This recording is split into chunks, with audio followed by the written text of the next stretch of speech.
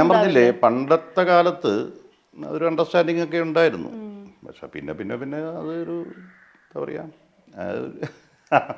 കാലഘട്ടം മാറുമ്പോൾ ഓരോരുത്തരുടെ മനസ്ഥിതിയും കാര്യങ്ങളൊക്കെ മാറുകയല്ലേ. 2-3 വർഷം മുമ്പ് വരെയൊക്കെ നിങ്ങളുടെ നല്ല ഇന്റർവ്യൂസ് ഒക്കെ ഉണ്ടായിരുന്നു. നമ്മള് ഇത് സംഭവിക്കാൻ വേണ്ടിയിട്ട് സമയമൊന്നും വേണ്ടല്ലോ. അതെ.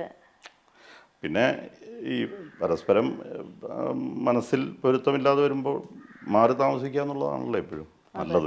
അതെ പിന്നെ അത് വെച്ച് പെരുപ്പിച്ച് കൊണ്ടുവരുന്നതിനേക്കാളും നല്ലത് മാറി താമസിക്കാതെ. അതെ, ചേട്ടനായാലും അങ്ങനത്തെ ഒരു മൈൻഡ് തന്നെയാണ് അല്ലേ? അതായത് പിന്നെ തീർച്ചയായിട്ടും കഷ്ടപ്പെട്ട് ഒരുമിച്ച് താമസിക്കുന്നതിനേക്കാൾ എന്തിനാ അത് ഇപ്പോൾ കോർട്ടിൽ പണ്ട് 6 മാസം ഒന്നിച്ച് താമസിച്ചു നോക്കൂ എന്നൊക്കെ പറഞ്ഞു. പിന്നെ ഈ ഒരു തമ്മി അടിച്ച് ഇനി അവസാനം കൊല്ലാൻ തോന്നിയാൽ കൊല്ലുക.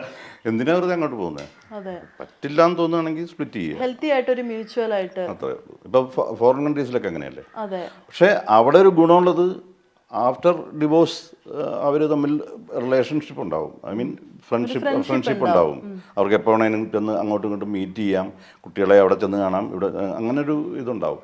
പക്ഷെ ഇവിടെ അത് വന്നു കഴിഞ്ഞാൽ പിന്നെ അത് വന്നു കഴിഞ്ഞാൽ ഡിവോഴ്സ് കൂടും.